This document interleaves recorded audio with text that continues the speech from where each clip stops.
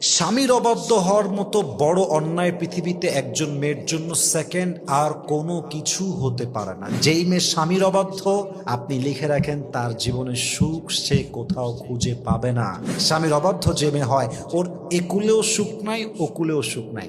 আপনি যদি স্বামীর অবাধ্য হন, এই স্বামী আপনাকে তালাক দেবে। আপনি সেকেন্ডলি আবার বিয়ে করবেন, ওখানে আবার মানবেন না, ওখানে আপনি আবার তালাক খাবেন। ভালো সময় আসলে স্বামীকে বলে, আই লাভ ইউ জান, তোমার মতো ভালো কেউ হতে পারে না, তুমি সফল পুরুষ, তুমি আমার জীবনের সবচেয়ে সেরা মানুষ। আর খারাপ সময় আসলেই যেই বউটা স্বামীকে সবচেয়ে বেশি ভালোবাসতো, সেই বউটার রূপটা পর্যন্ত চেঞ্জ হয়ে যায়, ঠিক কিনা বলেন? বিবাহিত হওয়ার পরে মেয়েরা কোন ভুল করে যে ভুলের জন্য তার জীবনটা নষ্ট হয়ে যায়? আগেই বলেন, আল্লাহ যেন আমাদের সবাইকে, প্রত্যেকটা মা বোনকে আমল করার তৌফিক দান করে। পড়েন সবাই আমিন। এক নাম্বার, বিয়ের পরে প্রথম ভুল একজন মেয়ের জীবনে স্বামীর অবাধ্য হওয়া।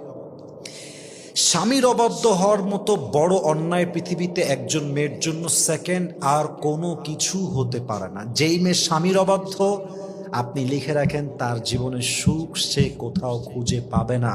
কারণ আমরা পুরুষরা সব সহ্য করতে পারি, সব মানতে পারি, বাট আমার বউ আমার কথা শুনবে না, আমার বিরুদ্ধে হিটলারি করবে, আমাকে মিথ্যা অপবাদ চাপাই দিবে, আমাকে অলওয়েজ চাপে রাখবে, অলওয়েজ ডিমান্ড করতেই থাকবে, অলওয়েজ আমাকে মিথ্যা ব্লেম করতেই থাকবে, আমার আওতার বাহিরে যাবে। আমরা পুরুষরা সব সহ্য করলেও আমাদের সেলফ রেসপেক্টে আঘাত লাগলে এটা আমরা চুল পরিমাণ বরদাস্ত করি না, ঠিক কিনা বলেন? স্বামীর অবাধ্য যে মেয়ে হয়, ওর একুলেও সুখ নাই, ওকুলেও সুখ নাই। আপনি যদি স্বামীর অবাধ্য হন, এই স্বামী আপনাকে তালাক দেবে। আপনি সেকেন্ডলি আবার বিয়ে করবেন, ওখানে আবার মানবেন না, ওখানে আপনি আবার তালাক খাবেন। কি লাভ?